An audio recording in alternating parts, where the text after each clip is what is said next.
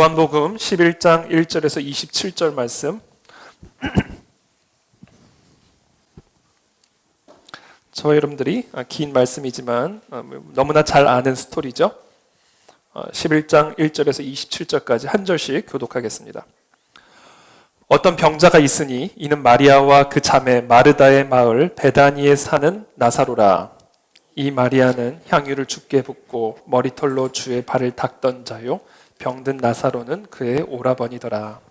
이에 그 누이들이 예수께 사람을 보내어 이르되 주여 보시옵소서, 사랑하시는 자가 병들었나이다 하니, 예수께서 들으시고 이르시되 이 병은 죽을 병이 아니라 하나님의 영광을 위함이요 하나님의 아들이 이로 말미암아 영광을 받게 하려 함이라 하시더라. 예수께서 본래 마르다와 그 동생과 나사로를 사랑하시더니 나사로가 병들어함을 들으시고 그 계시던 곳에 이틀을 더 유하시고 그 후에 제자들에게 이르시되 유대로 다시 가자 하시니, 제자들이 말하되 랍비여, 방금도 유대인들이 돌로 치려 하였는데 또 그리로 가시려 하나이까?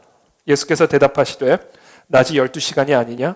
사람이 낮에 다니면 이 세상의 빛을 보므로 실족하지 아니하고 밤에 다니면 빛이 그 사람 안에 없는 고로 실족하느니라. 이 말씀을 하신 후에 또 이르시되 우리 친구 나사로가 잠들었도다. 그러나 내가 깨우러 가노라.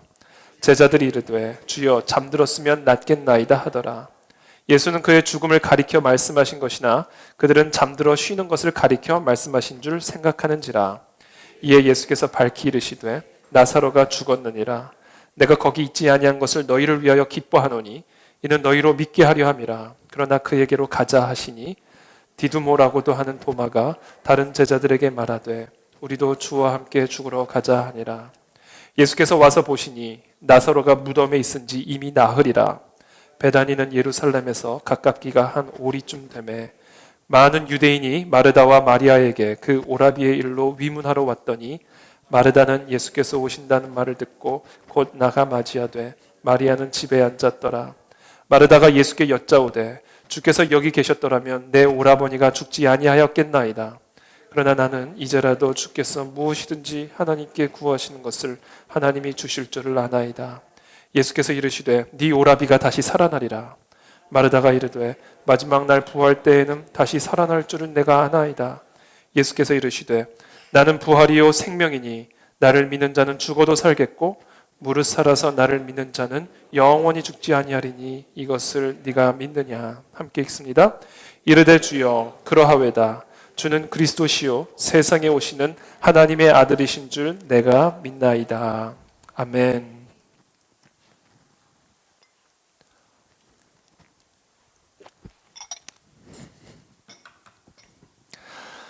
네, 우리 2018년도 고난주일 주간을 맞아 오늘 함께 하나님은 왜 고난을 허락하시는가라는 제목으로 함께 말씀을 나누겠습니다. 20세기를 대표하는 목회자이자 복음 전도자였던 빌리 그레햄 목사님이 지난 2월 21일에 노스캐롤라이나 주의 자택에서 100세를 일기로 하나님께 돌아가셨습니다. 우리가 잘 알다시피 빌리 그레햄 목사님은 정말 기독교 역사상 길이 남을 위대한 복음 전도자이자 하나님의 종이었죠. 정말 많은 사람들에게 설교를 하고 전도했습니다. 이 빌리 그레햄 목사님과 함께 동역을 했던 설교자 가운데 찰스 템플턴이라는 분이 계셨습니다. 언론인이었던 이 찰스 템플턴은 이 빌리 그레햄을 만난 후에 회심을 하게 되고 복음 전도자로서 이 빌리 그레햄과 함께 사역을 시작하게 됩니다. 그의 열정적인 설교는 정말 많은 사람들에게 영향을 미쳤고 그가 빌리 그레햄을 능가하게 될 그런 복음 전도자가 될 거라고 예측했던 그런 사람들도 많았습니다. 그랬던 그가 1957년에 신앙을 버립니다. 모든 목회 활동과 선교 활동을 중단하고 캐나다 토론토로 돌아가서 그곳에서 시사평론가, 만화가, 소설가가 되었고 지난 2001년에 치매와 파킨슨병을 앓다가 세상을 떠났습니다. 이 찰스 템플턴이 이와 같이 빌리 그레햄과 어마어마한 사역을 감당했던 이 열정적인 설교가가 하나님을 버리게 된 그 결정적인 계기는 라이프라고 하는 한 잡지에 올린 사진을 보고 나서였습니다. 비가 오지 않아서 먹을 것이 없어 죽은 자신의 자녀를 안고 하늘을 원망하며 쳐다보고 있는 한 아프리카의 어머니의 사진이었습니다. 그 사진을 보면서 찰스 템플턴은 만약에 사랑의 하나님이 계신다면, 정말 내가 그토록 지금 선포해왔고 믿어왔던 그 전능하신 하나님이 정말 이들을 사랑하시는 사랑의 하나님이라면 이럴 수는 없다. 이렇습니다. 그들이 필요한 것은 비인데 그 비조차 내리지 않아서 이 어린 생명을 죽도록 방치하는 그런 하나님이라면 설령 살아있다 하더라도 나는 믿지 않겠다. 그리고 그 하나님을 버립니다. 그 후에 1996년에 책 한 권을 썼는데 그 책의 제목은 하나님과의 작별, Farewell to God 이라는 책을 쓰게 되었죠. 그리고 하나님과의 영원한 작별을 고하게 됩니다. 이 찰스 템플턴이 그 한 장의 사진을 통해 갖게 되었던 하나님에 대한 회의, 질문은 이거였습니다. 만약 하나님께서 살아계신다면 왜 이 세상에 그렇게도 많은 악과 고통이 존재하는가? 여러분, 많은 사람들에게 이 고통의 문제는요, 신앙의 가장 큰 걸림돌입니다. 전능하신 하나님이 나를 사랑하신다면 왜 나를, 그리고 우리를 이와 같은 고난과 고통 가운데 방치하시는 것일까? 이 고난의 문제는 전능하신 사랑하는 나의 하나님을 받아들이는 데 있어서 가장 큰 걸림돌이 됩니다. 그런데 여러분, 우리가 그 질문을 생각하기에 앞서서 전능하신 하나님이 왜 나에게 고통을 허용하시는가에 대한 질문을 생각하기에 앞서서 먼저 생각해야 할 질문이 있는데, 그것은 바로 전능하신 하나님이 왜 고난을 당하셨는가에 대한 질문입니다. 하나님은 왜 고통을 당하셨는가? 왜 그 전능하신 하나님이 스스로 본인이 창조한 사람에 의해 채찍을 맞아 피를 흘려 십자가에 못 박혀 죽임을 당했는가? 라는 이 질문을 우리가 먼저 생각해 봐야 됩니다. 자기 자신도 구원할 수 없는 하나님이 나를 구원할 수는 있을까? 도대체 사람에게 매를 맞아 피 흘리는 하나님이 이 세상에 어떻게 존재할 수가 있는가? 이 고난받는 하나님이라는 이 모순된 개념, 이것을 사람들은 받아들이기 힘들어합니다. 그것이 당시 예수님이 십자가에 못 박혀 죽임을 당했을 때 가졌던 많은 사람들의 생각이고 반응이었어요. 지나가는 자들은 자기 머리를 흔들며 예수를 모욕하여 이르되, 성전을 헐고 사흘에 짓는 자여, 네가 만일 하나님의 아들이거든 자기를 구원하고 십자가에서 내려오라. 그와 같이 대제사장들도 서기관들과 장로들과 함께 희롱하여 이르되, 그가 남은 구원하였으되 자기는 구원할 수 없도다. 그가 이스라엘의 왕이로다. 지금 십자가에서 내려올지어다. 그리하면 우리가 믿겠노라. 이게 오늘날 많은 사람들의, 심지어 그리스도인들 안에도 갖고 있는 도저히 받아들이거나 이해하기 힘든 고난받는 하나님이라는 개념이에요. 그렇다면 이 전능하신 하나님이 왜 고난을 받으셨을까요? 무능해서였을까요? 왜 이 전능하신 하나님이 본인이 창조한 사람에게 매를 맞았고 이 사람에게 끌려가서 십자가에 못 박힘을 당했을까요? 이것이 우리가 1차적으로 질문해야 할 질문이다. 하나님이 왜 내게 고난을 허용하시는가를 생각하기 이전에,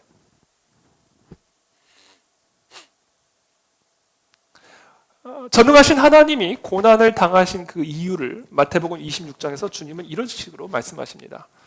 예수님이 이제 이 로마 병사에게 끌려가기 직전에 예수님을 체포하러 오자 베드로가 칼을 끄집어내죠. 그것을 막기 위해서. 그 장면을 이렇게 기록하고 있습니다. 마태가. 네 칼을 도로 칼집에 꽂으라. 칼을 가지는 자는 다 칼로 망하느니라. 너는 내가 아버지께 구하여 지금 12군단 더 되는 천사를 보내시게 할 수 없는 줄로 아느냐?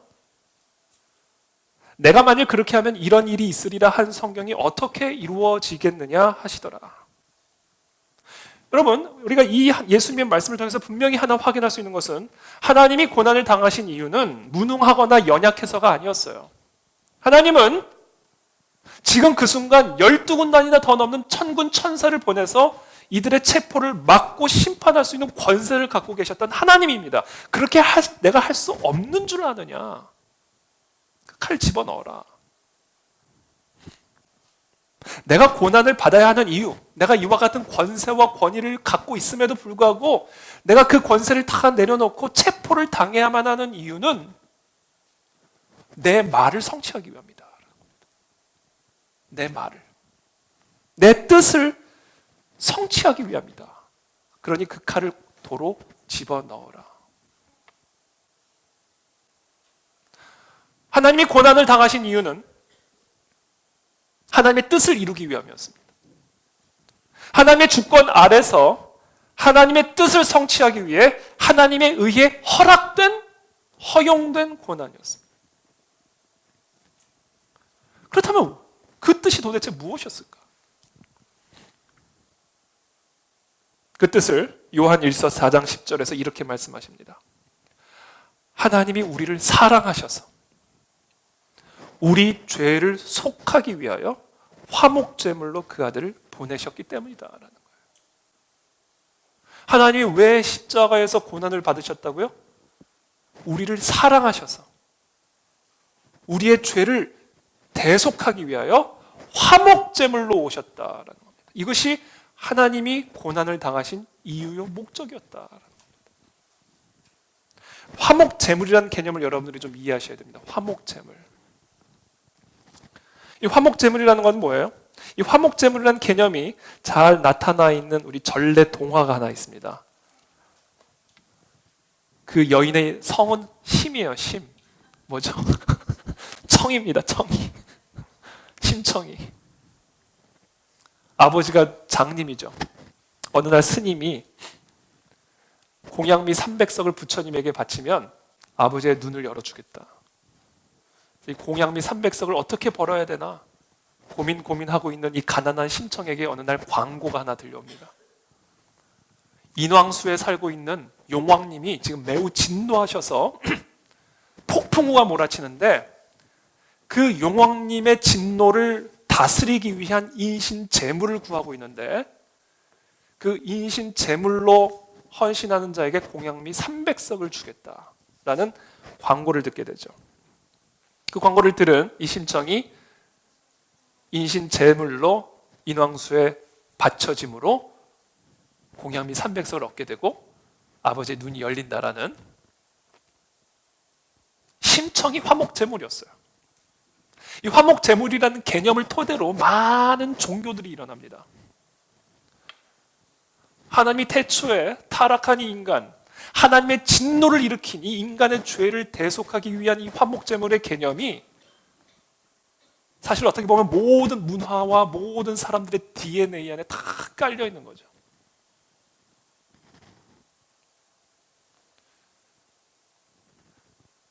사람의 죄로 말미암아 하나님이 도저히 용납할 수 없는 그 진노 아래 거하고 있던 이 모든 인간들의 그 하나님의 진노를 소멸시킬 수 있는 화목제물이 필요한데 그 화목제물로 사람이 온 것이 아니라 하나님이 오신 거예요. 그래서 하나님은 하나님의 진노로 심판할 수밖에 없는 그 인간을 위하여 그 하나님의 아들에게 그 진노를 쏟아 부으시고 하나님의 사람들 자녀들을 구원하시는 그 같은 구원의 역사를 일으키셨습니다. 그 사명을 위해서 하나님이 화목제물로 우리 가운데 오셔서 고난을 당하신 겁니다. 이것이 전능하신 하나님이 고난을 당하신 이유예요. 저와 여러분들은 오늘 이 시간, 이 고난 주간을 통과하면서 앞으로 한 주간 특별히 우리가 얼마나 심각한 하나님의 진노 아래 거하고 있었던 존재인지를 다시 한번 되새기게 되기를 바랍니다. 그래야 전능하신 하나님이 고난받으신 이유를 이해할 수가 있어요.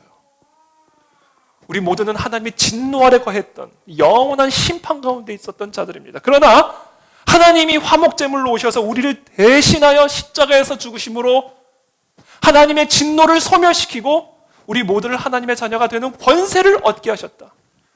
그러므로 이제 그리스도 예수 안에 있는 자에게는 결코 정죄함이 없나니 이는 그리스도 예수 안에 있는 생명의 성령의 법이 죄와 사망의 법에서 너를 해방하였습니다.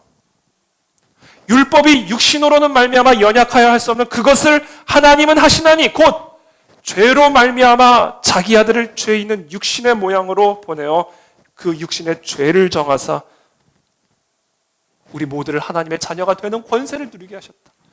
이 화목제물로 오신 예수 그리스도, 그것이 바로 고난을 당하신 이유입니다. 저는 그 기쁨이 우리 가운데 회복되기를 축복합니다. 여러분, 그게 우리의 실존이었어요. 영원한 하나님의 심판 가운데 영원한 사망에 처할 수밖에 없었던 것이 영원한 고난과 고통 가운데 살 수밖에 없었던 존재가 우리들입니다. 그러나 그와 같은 우리들을 구원하기 위하여 하나님이 스스로 오셔서 하나님의 공의와 하나님의 사랑을 십자가의 지혜를 통해 완벽하게 해결하신 거예요. 그분이 바로 예수 그리스도요. 그분이 이 땅에 오신 이유요. 고난당하신 이유라는 겁니다. 그 주님을 찬양하게 되기를 바랍니다. 그 주님께 합당한 경배를 올려드리게 되기를 바랍니다. 그리고 그 죄사함의 은혜와 자유함과 권세를 여러분 누리십시오. 이제 더 이상 그 어떤 것도 우리를 정죄할 수 없습니다. 더 이상 그 어떤 것도 우리를 죄의 수치와 자책 가운데 살아갈 수가 없게 합니다. 예수님이 고난을 당하셨기 때문에, 우리의 죄를 대속하셨기 때문이다라는 거예요. 이것이 바로 전능하신 하나님이 스스로 고난을 당하신 이유예요. 이제 우리는 왜 하나님이 우리에게 고난을 허용하시는지를 생각해 볼 준비가 된 겁니다. 전능하신 하나님이 우리를 사랑하셔서 이렇게 고난을 당하셨다는 것을 이해한 사람만이 하나님이 왜 우리에게 고난을 허용하시는가를 생각해 볼 준비가 된 거예요. 하나님은 왜 우리에게, 사랑하시는 우리에게 자신의 아들도 아끼지 않고 보내주신, 우리를 대속하기 위해서 죽으신 그 하나님이 왜 우리에게 이와 같은 도저히 이해할 수 없는 악, 고난, 고통을 허용하시는 것일까? 결론부터 말씀드리면 그 이유를 우리는 알 수 없습니다. 허무하시죠? 설명해도 알 수가 없어요. 여러분, 저는 문과 계열입니다. 문과. 그래서 저는 숫자만 나오면 머리가 쥐가 납니다. 저는 문과이기 때문에 그래요. 그래서 어떤 컴퓨터 전문가가 3시간, 5시간, 10시간 왜 컴퓨터가 가능한지, 이 컴퓨터가 어떻게 작동하는 건지 아무리 자세하게 설명을 해줘도요, 저는 무슨 말인지 전혀 못 알아듣습니다. 또는 뇌 과학자가 오늘 5시간, 10시간, 아니 이틀 동안 뇌가 어떻게 움직이는지 아무리 전문 용어를 사용하면서 설명해줘도요, 우리는 그것의 1%도 제대로 이해하지 못합니다. 우리 안에 있는 뇌가 우리의 뇌에 대해서 이해를 못해요. 그게 우리의 뇌의 실체예요. 그게 우리의 한계란 말이에요.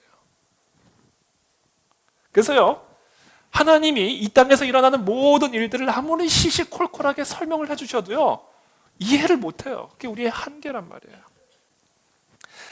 그래서 우리는 왜 하나님이 이 땅에 계속해서 악을 방치하고 계시는지, 왜 수많은 그리스도인들이, 하나님이 사랑하는 자들이 고난을 받고 고통을 받고 있는지 우리는 그 이유를 이해할 수가 없습니다. 알 수가 없어요. 하지만 무엇이 그 이유가 될 수 없는지는 알 수 있습니다. 하나님이 우리를 사랑하지 않기 때문은 아니라는 거예요. 전능하신 하나님이 우리를 살리기 위해서 십자가에서 그렇게 사람에게 매를 맞아 십자가에 죽으셨다면, 우리가 그와 같은 고난을 당하는 이유는 하나님이 우리를 사랑하지 않기 때문은 아니라는 것만큼은 확실합니다. 하나님이 무능하기 때문도 아니라는 것만큼은 확실합니다. 하나님이 우리를 버리셨기 때문이 아니라는 것도 확실해. 그것은 절대로 이유가 될 수 없음을 우리는 알 수가 있죠. 우리를 위해서 스스로 십자가에 못 박히신 분이 우리의 신음과 고통을 가볍게 여기실까요? 하나님이 스스로 그렇게 죽으셨는데 우리의 눈물을 무시할까요? 의인을 위하여 죽는 자가 쉽지 않고 선인을 위해서 용감히 죽는 자가 혹 있을지는 몰라도 우리가 여전히 죄인 되었을 때 그리스도께서 우리를 위하여 죽으심으로 하나님께서 우리에 대한 자기의 사랑을 확증하셨다. 이게 십자가예요. 이게 하나님, 고난당하시는 하나님이 우리에게 전달하는 메시지입니다. 하나님은 우리를 사랑하십니다. 저와 여러분들이 어떤 고난과 이해할 수 없는 고통 가운데 거할지라도 그것은 하나님이 우리를 사랑하지 않기 때문은 아니라는 거예요.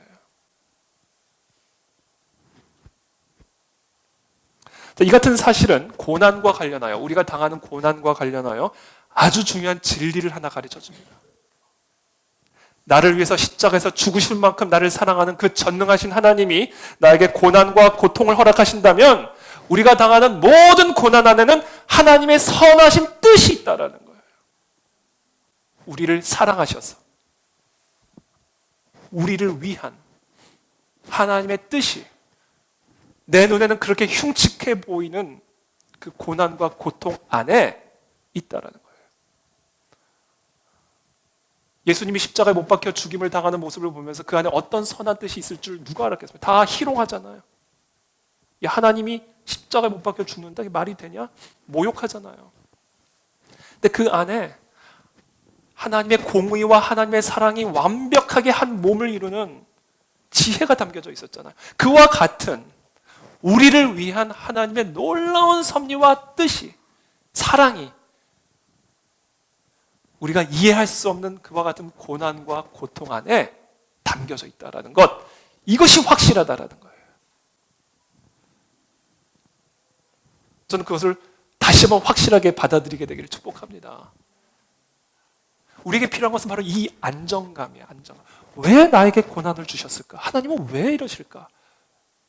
설명하셔도 이해 못합니다. 우리에게 필요한 것은 안정감이에요. 안정감. 하나님은 여전히 나를 사랑하시고 이 고난 안에는 하나님의 섭리가 있다라는 이 안정감이 우리에게 필요한 선물이다라는 거죠. 그렇다면 하나님께서 우리의 고난과 고통, 그리고 이 세상에 만연한 이해할 수 없는 방치되어져 보이는 이 악 안에 어떤 하나님의 선하신 목적과 뜻이 있을 수 있을까? 그 하나님의 목적과 뜻이 뭔지 아세요? 저와 여러분들 안에 고난과 고통을 허용하시는 그 목적이 있습니다. 그 목적이 뭔지 아세요?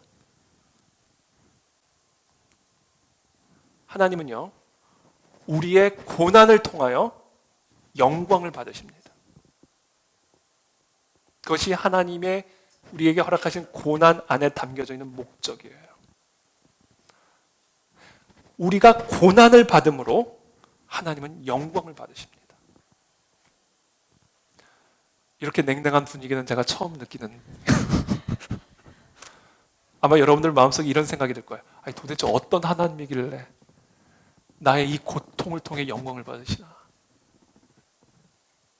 여러분, 오늘의 설교의 주제고 결론입니다.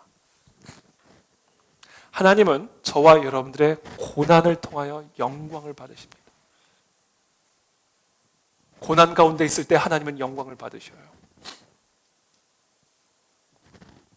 아버지여, 때가 이르렀사오니 아들을 영화롭게 하사 아들로 아버지를 영화롭게 하게 하옵소서. 하나님의 아들이 십자가에 못 박혀 죽임을 당하는 이 극도의 고통과 고난 속에서 그것을 바라보시는 하나님은 영광을 받으셨어요. 여러분, 우리는 흔히요, 우리의 성공을 통해 하나님이 영광을 받으신다고 생각합니다. 물론 하나님은 우리의 성공을 통해 영광을 받으십니다.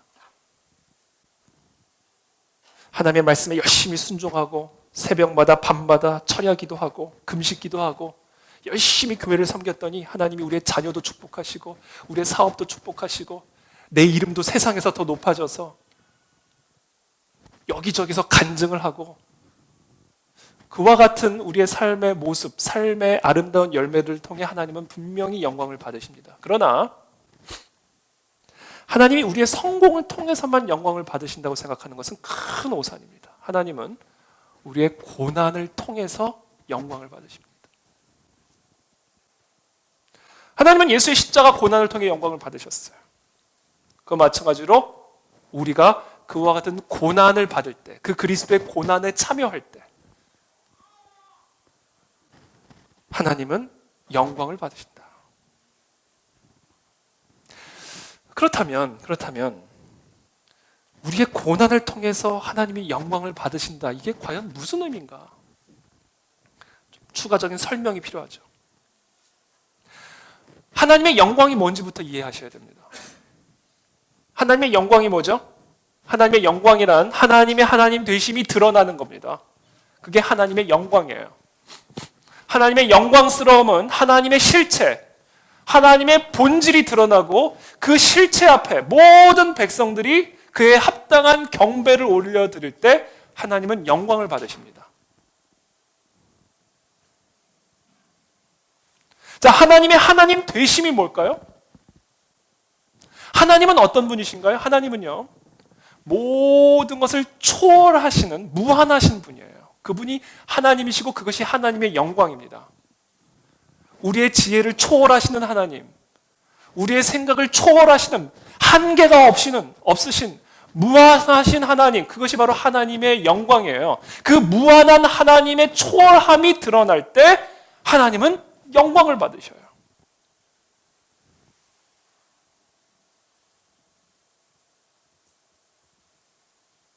현대인들이 가장 하나님에 대해서 불편하게 여기는 지점이 바로 이 지점입니다.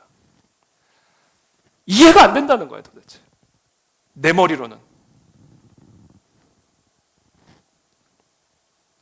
어떻게 하나님이 사함에 채찍에 맞아서 십자가에 못 박혀 죽임을 당하냐는 거예요. 내 기준과 상식으로는 그 하나님이 이해가 안 된다는 거죠. 만약에 나를 사랑하시고 전능하신 하나님이 계시다면 도대체 어떻게 내게 이런 아픔을 주실 수 있냐는 거예요. 내 상식으로는 도저히 그런 하나님을 받아들일 수가 없다는 거예요. 어떻게 하나님이 살아계시다면, 정의 하나님이라면 어떻게 이 세상을 이렇게 악 가운데 방치할 수 있냐라는 거예요. 여러분, 사람들은요, 자신의 기준과 이해력을 초월하는 하나님을 원하지 않아요. 나의 세계관에 맞는 하나님을 원하지. 내 스타일에 맞는 하나님을 원하지. 내 수준에 갇혀있는 하나님을 원하죠. 내 수준을 초월하는 하나님을 절대로 원하지 않습니다. 그래서 사람들은 다 자신만의 기준을 설정해놓고 그 기준선 안에 들어오면 하나님을 예배하고요. 그 기준선 밖으로 나아가면 마치 친구 차단하듯이 차단해버립니다. 바로 그와 같은 태도가 하나님의 영광을 가리는 일이고 하나님을 욕되게 하는 일이라는 거예요.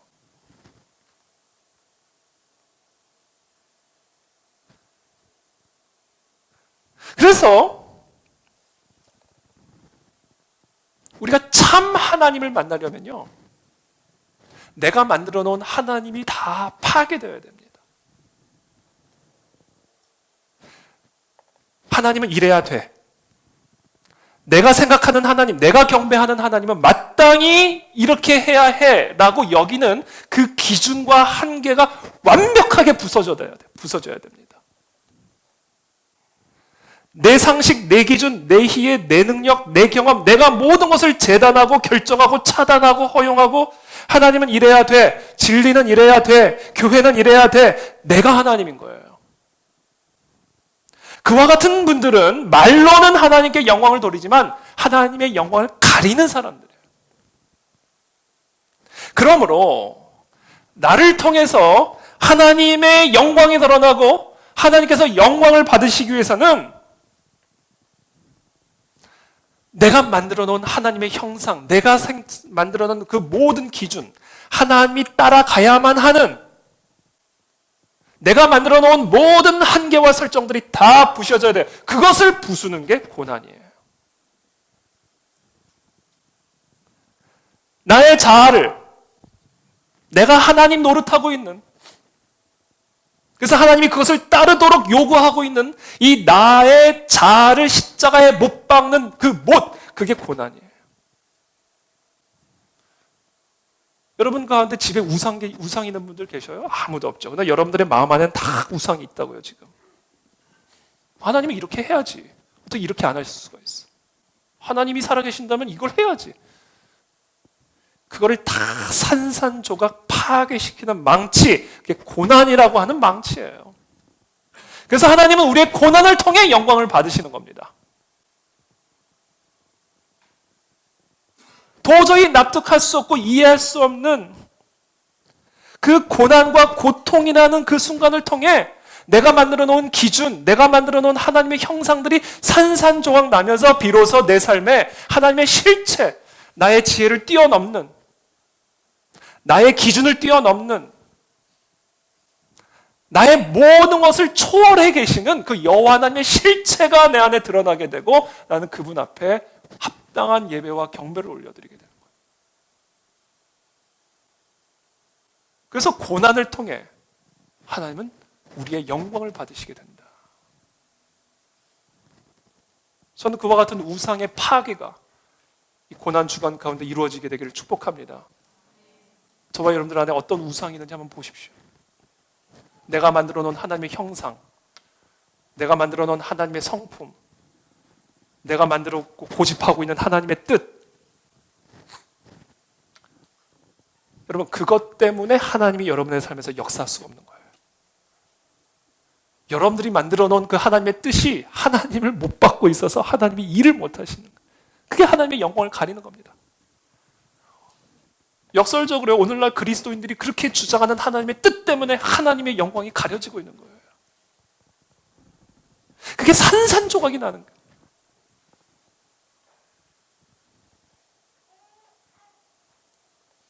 바로 이 산산조각 나는 역사를 오늘 마르다와 마리아가 경험하고 있는 겁니다. 예수께서는 본래 마르다와 그 동생 그리고 나사로를 사랑하셨어요. 3절에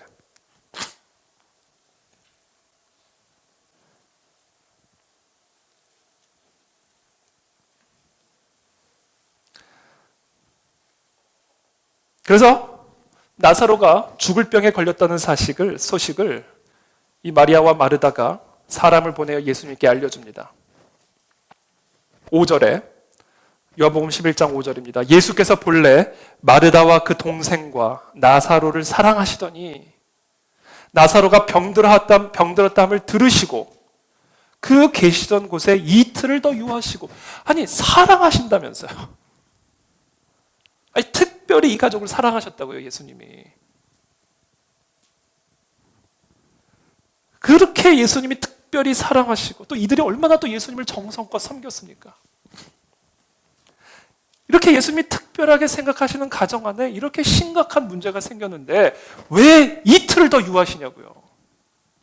바로 가셔야지. 이 이틀 동안 무슨 일이 났어요? 나사로가 죽었어요. 아니 들으시고 왜 죽을 때까지 기다리시고 죽은 후에 갑니까? 장례식에 초대한 게 아니잖아요. 빨리 와서 살려달라는 것 아니에요.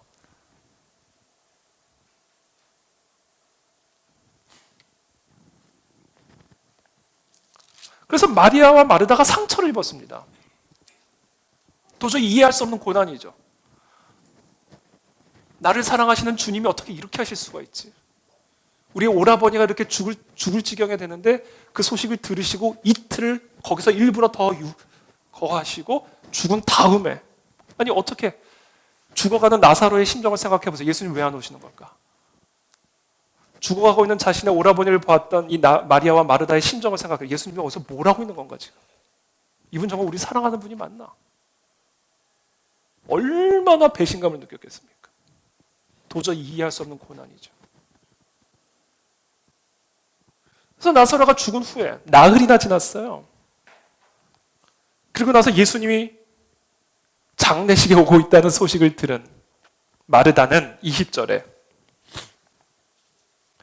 예수께서 오신다는 말을 듣고 곧 나가 맞이하되 마리아는 집에 앉았더라. 상처 입은 겁니다. 마리아가 누굽니까? 마르다는 열심히 일하느라고 정신없을 때 마리아는 예수님에게 딱 달라붙어가지고 예수님 말씀 듣고 있었던, 그래서 예수님이 칭찬받았던 사람이죠. 완전 팬입니다. 예수님의 완전 팬. 근데 예수님이 장례식에 오신다는 소식을 듣고 마르다는 막 달려나가는데 마리아는 그냥 앉았더라. 근데 마르다도 마음에는 상처가 있었던 것 같아요. 21절에 예수님을 만나자마자 이렇게 여짜오되 주께서 여기 계셨더라면, 여러분 이게 깨진 거예요. 주님이 나를 사랑하신다면, 우리의 오라버니를 정말로 사랑하신 하나님이라면 여기 계셨었어야죠. 이 생각이 마르다를 찌른 거고 마리아를 찌른 거예요. 예수님은 마르다와 마리아 안에 담겨져 있었던, 예수님이라면 이렇게 하셨어야죠. 정말 나를 사랑하신다면 죽어가는 우리 오라버니를 위해서 이렇게 하셨었어야죠 라는 이 생각을 부셔버린 거예요.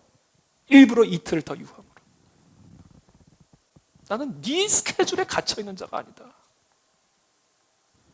나는 네가 요구하는 그 방식에 갇혀있는 하나님이 아니다.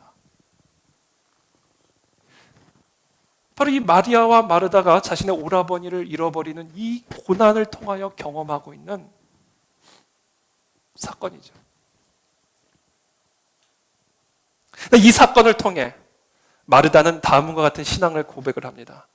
그러나 나는 22절에 이제라도 늦으셨지만, 이미 죽었지만 이제라도 주께서 무엇이든지 하나님께 구하시는 것을 하나님이 주실 줄을 아나이다.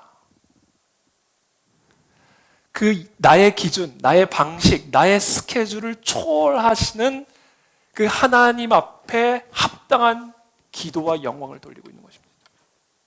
그리 아니하실지라도, 내 방식대로 하지 않으실지라도, 내 기준을 다 산산조각 내셨을지라도 하나님은 하나님의 때에 하나님의 방법대로 하나님의 그 놀라운 일을 사랑하는 우리를 위해 행하실 것을 내가 믿나이다 라는 이 고백, 이 고백을 통해 하나님이 영광을 받으시는 겁니다. 그래서 여러분, 오늘 이 마리아와 마르다의 이 고난은요, 고난을 통해서요 나사로만 죽은 게 아니에요. 마리아와 마르다가 같이 죽은 겁니다. 자신의 자아가. 여러분, 이게 죽어야지만 우리는 참 하나님을 만날 수가 있습니다. 많은 신앙인들을 보면요, 자신이 만들어 놓은 그 하나님의 그 틀 안에서 너무 괴로워하고 고통스러워요. 이제 얼마나 괴로워요. 오셨더라면. 하나님에 대한 한을 품고 살아갑니다. 오셨더라면. 나의 기도를 들어주셨었더라면.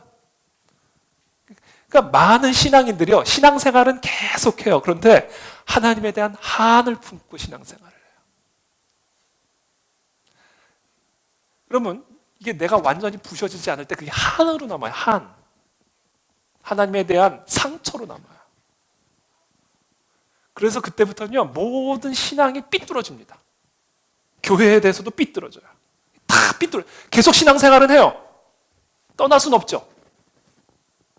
찰스 템플턴처럼 떠나는 사람도 있어요. 그러나 떠나지 못하는 사람도 있어요. 근데 이게 다 삐뚤어져 있어요. 하나님에 대해서도 삐뚤어져요. 성도들에 대해서도 삐뚤어져요. 교회에 대해서도 삐뚤어져요. 왜 그런지 아세요? 안 죽어서 그래요. 하나님 부수셨는데 안 부셔져서 그래요. 그래서 우리는 나의 기준과 나의 생각, 내가 만들어 놓은 하나님의 형상을 초월해 계신 참 하나님을 만나지 못하는 거예요. 저는 그 문제가 이번 고난 주간을 통해 우리 가운데 해결되기를 축복합니다. 내가 죽어야 돼요. 이게 고난을 통해서 하나님이 영광을 받으신다는 개념이에요. 마리아와 이 마르다의 고난을 통해 마리아와 마르다는 철저하게 자신이 만들어 놓은 스케줄이 죽었어요. 자신이 만들어 놓은 하나님의 방식들이 죽어버렸습니다. 자신이 만들어 놓은 하나님의 상이 산산조각이 나버린 거예요. 그리고 드디어 보게 된 겁니다.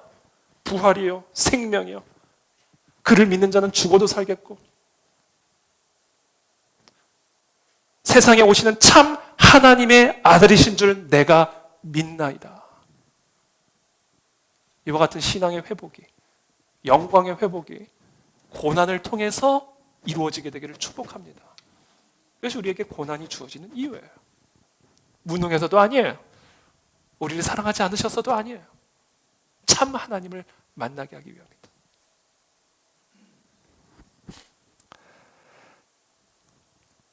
팀 켈러 목사님은 이렇게 얘기합니다. 고난은 영광스러운 하나님께 초점을 맞추게 하고 주님을 주님답게 바라보고 대하는 법을 가르쳐줍니다. 그리고 그 가르침, 그 주님에게 주님만을 바라볼 때 비로소 내 힘으로 바꿔보려고 애썼던 절박하고 부질없는 소모적인 안간 힘에서 벗어날 수 있게 된다. 그러니까 사람들이 이래요. 자기가 하나님은 이렇게 해야 된다. 딱 설정해 놓고선 거기에 그냥 안달복달을 하는 거예요. 이거 안 들어주시면 어떡하지? 이렇게 안 하시면 어떡하지? 근데 내가 만들어 놓은 그 상을 하나님이 고난이라는 과정을 통해 산산조각을 낼 때 비로소 자유함을 얻어요. 참 자유를 얻는다는 거죠. 더 이상 안달복달. 하나님 이렇게 안 하면 어떡하지? 하나님이 내 기도를 거부하면 어떡하지? 이게 하나님의 뜻인데 하나님이 이것을 거부하면 어떡하지? 하나님은 이런 모습인데 하나님이 이런 모습을 안 보여주시면 어떡하지? 그와 같은 안간 힘에서 비로소 벗어나 진짜 자유함을 누리게 된다. 이 고난이에요, 고난. 그래서 하나님 우리에게 고난을 주시는 겁니다. 그럼 짐 엘리엇 선교사님 아시죠? 휘튼 대학교 출신의 전도 유망한 청년이었습니다. 그는 아마존 열대 우림에서 살고 있는 아우카 부족에게 이 복음을 전하기 위해서 1956년에 4명의 다른 선교사들과 함께 아마존에 들어갔습니다. 찰스 템플턴이 하나님을 떠났을 때 이들은 그리스도의 복음을 들고 그 아우카 부족으로 들어갔죠. 그리고 얼마 되지 않아서 5명 전원이 이 아우카 부족 사람들에 의해 창과 도끼로 찔려 죽임을 당했고 그들의 시체는 그 해변가에 널브러져 있는 것을 발견하게 됩니다. 이들의 죽음은 풍요와 번영 앞에서 잠자고 있던 수많은 북미 크리스천들의 영혼을 깨워줬습니다. 하나님을 방패와 방벽으로 믿었던 그들이, 주님을 그렇게 사랑했고 주님을 그렇게 섬겼던 이들이 왜 그 미개인들의 창과 도끼에 찔려 죽임을 당해야만 했을까? 1966년 짐 엘리엇의 아내 엘리자베스 엘리엇이 쓴 영광의 문이라는 책에서 이 엘리자베스 엘리엇은 자신의 남편과 선교사들의 죽음을 설명하면서 하나님에 대한 세속적 시각을 비판합니다. 이 짐 엘리엇과 이 4명의 선교사들이 죽었을 때요, 라이프 잡지 있죠. 아까 그 찰스 템플턴이 봤던 그 라이프 잡지 한번 좀 봐야 되겠어요. 어떤 잡지? 이들의 죽음을 뭐라고 얘기했는지 아세요? What a waste. 이렇게 얘기했습니다. 이 얼마나 부질없는 낭비냐. 그와 같은 세속적 관점에 대해서 이 영광의 문이라는 책에서 이 짐 엘리엇의 아내는 이렇게 비판합니다. 알다시피 교회사에서 순교자들의 피가 미랄이 되는 경우는 허다합니다. 흔히 이 대목에서 많은 사람들은 간단한 방정식을 떠올리고 싶어 합니다. 5명이 죽었으니 몇 배의 아우카 크리스천들이 생기리라는 식입니다. 그럴 수도 있습니다. 하지만 아닐 수도 있습니다. 하나님은 하나님이십니다. 주님이 우리의 사고방식에 따라 움직여 주시길 요구한다면 우리는 그분의 보좌에서 끌어내리는 것과 같습니다. 이는 예수님을 시험하던 사탄이 네가 만일 하나님의 아들이라면 자기를 구원하고 십자가에서 내려오라 라고 조롱하는 것과 같습니다. 우리가 바라는 대로 역사하시지 않을 거면 하나님은 이 5 선교사를 그렇게 데려가실 권리도 없어 라는 생각에는 불신, 아니 더 나아가 하나님에 대한 반역이 자리 잡고 있습니다. 엘리자베스 엘리엇은 20권의 저작을 남겼는데요. 그녀의 모든 작품을 관통하고 있는 한 가지 주제가 이겁니다. 이해할 수 없는 상황에서도 하나님을 신뢰하는 것이야말로 주님을 또 다른 인간이 아니라 참 하나님으로 대접하는 자세다. 이것이 하나님을 영화롭게 하는 태도다. 그래서 고난은 하나님께 영광을 돌리는 도구가 되는 겁니다. 우리의 고난을 통하여 우리는 참 하나님을 만나게 되고, 그래서 하나님은 영광을 받으신다. 그래서요, 이와 같은 하나님의 영광을 돌리는, 하나님의 영광을 드러내는 삶을 살아가기 위해서 우리에게 필요한 게 있어요. 뭔지 아세요? 우리가 배워야 할 삶의 방식이 있습니다.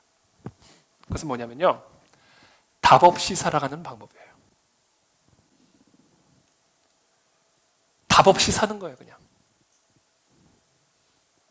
모든 고난과 고통과 우리의 인생의 여정 속에서 답을 찾으려고 하는 노력을 포기하는 겁니다. 답 없이 우리를 위해서 죽으신, 우리를 향한 그 하나님의 사랑을 확증하신 그 십자가가 우리의 답이지, 우리의 삶의 여정마다 답을 가지고 살아가려는 노력을 포기하는 겁니다. 우리는 그와 같은 삶을 통해 하나님께 영광을 돌리게 된다. 참 하나님을 경험하게 된다. 듀크 대학교 신학대학원의 교수이자 2001년도 미국에서 가장 탁월한 신학자로 선정된 스탠리 하워워스라는 분이 계십니다. 이분이 자신의 자서전, 회고록을 썼는데요. 그 책의 이름이 한나의 아이라는 책이에요. 이 회고록은요, 이 스탠리 하워워스가 자신의 정신질환을 앓고 있는 아내와 한평생을 살아가면서 경험했던 괴로움과 외로움을, 그리고 내면의 여러 갈등과 아픔을 솔직하게 기록한 회고록입니다. 이 자신의 이 정신질환을 앓고 있는 아내로부터 받았던 고통, 그리고 그렇지만 가정을 유지하려고 했던 그 책임감을 신학자적 관점으로 풀어내려고 노력했습니다. 이 책 안에서. 이 책을 보면요, 여러분, 참는 자에게는 복이 있다고 했지만 하워워스는 결국 이 정신질환을 앓고 있는 이 자신의 아내로부터 이혼을 당합니다. 버림을 받아버립니다. 시간이 흐른 후에 자신의 그 전처가 혼자 살아가던 자신의 집에서 자살을 시도했다라는 전화를 받게 되고요. 그리고 몇 년 후에는 아무도 없는 텅 빈 집에서 심장마비로 죽은 지 여러 날 후에 발견되었다라는 소식을 접하게 됩니다. 그녀의 삶과 죽음이 던져놓은 쉽지 않은 인생의 질문들, 평생 해결되지 않은, 그리고 그것으로부터 받은 수많은 상처들, 아픔과 고통, 이해할 수 없는 답, 이해할 수 없는 그 질문들 앞에서 이 하워워스의 신학적 통찰이 이 고난에 대한 귀한 안목을 제시합니다. 그 책에서 이 하워워스는 이렇게 이야기합니다. 나는 기독교 신학자다. 사람들은 내가 그런 질문, 그러니까 이 고통, 답 없는 이 인생에 대해 답할 수 있을 거라고 생각합니다. 그러나 나는 그런 질문에 어떻게 대답해야 할지 모릅니다. 오히려 내가 기독교 신학자로서 살아온 지난 세월 동안 배운 것이 있다면 누구도 그런 질문에 대답을 시도해서는 안 된다는 것입니다. 그런 질문을 하는 것이 인간의 본성이지만 입을 다물고 있는 것이 지혜로운 일입니다. 내가 볼 때 그리스도인으로 사는 것은 답 없이 사는 법을 배우는 과정입니다. 이렇게 사는 법을 배울 때 그리스도인으로 사는 것은 너무나 멋진 일이 됩니다. 신앙이란 답을 모른 채 계속 나아가는 법을 배우는 과정입니다. 이렇게 스탠리 하워워스가 이야기를 합니다. 저는 이 시간 축복합니다. 혹시 마리아와 마르다와 같이 자신을 배신한 것과 같은 하나님을 만나고 계십니까? 그것은 하나님이 여러분을 배신한 것이 아니라 여러분들 안에 여러분들이 세워놓은 하나님의 형상들과 우상들을 부수고 있는 그 하나님의 영광을 회복하기 위한 하나님의 작업입니다. 혹시 여러분들의 인생 가운데 답을 찾지 못하고 있는 삶의 고뇌와 아픔과 상처와 문제들이 있습니까? 그것은 답 없이 살아가는 법을 우리에게 가르쳐 주시기 위한 하나님의 섭리입니다. 아니, 좀 더 명확하게 말을 한다면 답 없이 살아가는 것을 배우는 과정이 아니라 우리를 위해서 죽기까지 사랑하신 그 하나님의 십자가, 그 십자가만이 답이다라는 것을 가르쳐 주시기 위한 하나님의 사랑의 섭리요 손길이다. 저는 오늘 이 시간 그 십자가로부터 흘러내려오는 그 위로가 우리 모두에게 임하게 되기를 축복합니다. 여러분, 하나님을 의심하지 마십시오. 하나님은 우리를 사랑하십니다. 하나님 우리를 사랑하셔서 참 하나님을 만나기를 원하십니다. 만나게 되기를 원하십니다. 그 일을 위한 하나님의 십자가의 고난, 그것이 바로 우리가 당하고 있는 고난이다. 저는 이 시간 우리 모두를 축복합니다. 우리의 고난을 통해 참 하나님을 만나게 될 줄로 믿습니다.